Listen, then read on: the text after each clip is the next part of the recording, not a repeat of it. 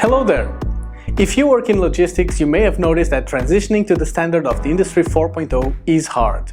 It's no small task to digitalize and integrate all sorts of literally moving targets when your goal is to effectively track your assets in real time, let alone retrieve meaningful data from that process and uncover actionable insights that lead to our pot of gold at the end of the rainbow, that is, optimization.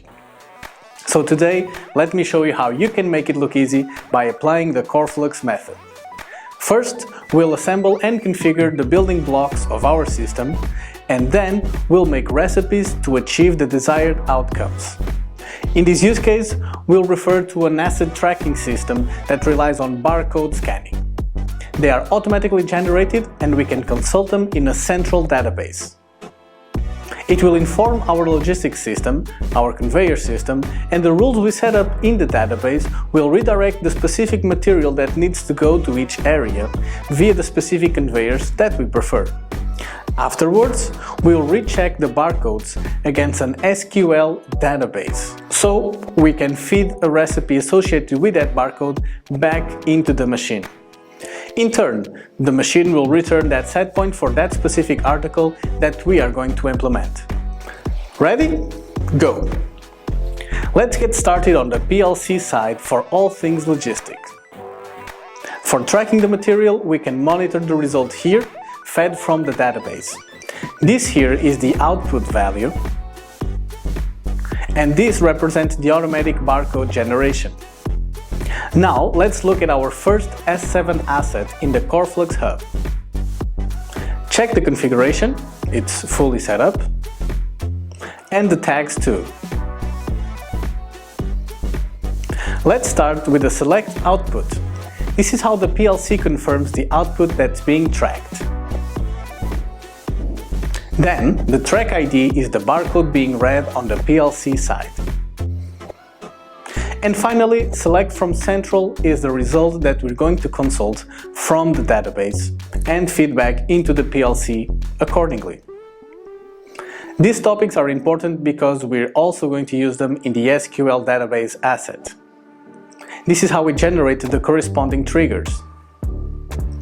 If we go into these tags, we can see here the gate selection, where the trigger topic is track ID, and the feedback topic is select from central, which you can see here in the query, fetching the value from the database.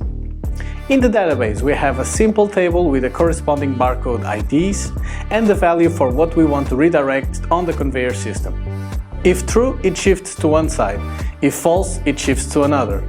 Let's get this show on the road and activate this S7 asset. On mqtt Explorer, we can see the information flowing from the PLC. The track ID is updating automatically, but there's no result on the PLC side yet. So it's time to turn on the MS SQL's asset. Let's check, and there we are. Now we can see the results coming from the database and feeding into the PLC. And if we go into the PLC software, we can see the output of the PLC is triggering the corresponding selector of the configuration we want to use. Now it's time to make something we'll call a material selection recipe. We'll use a different database where we have the relation between barcodes and their recipes, and we'll use the PLC for its connectivity. Here we can monitor the recipe it's getting from the database, compare it against a local identification, and automatically load the corresponding parameters that we want. In the asset for this PLC, we have a tag that monitors the barcode that identifies the article we want to check.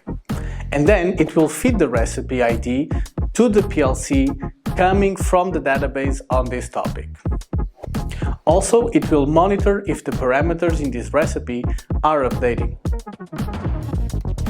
Again, this barcode ID topic is the one we use to trigger our SQL asset, and we use the corresponding topic for the recipe to feed the PLC with the result from our database. Let's confirm if it is correctly configured on the MS SQL asset tags.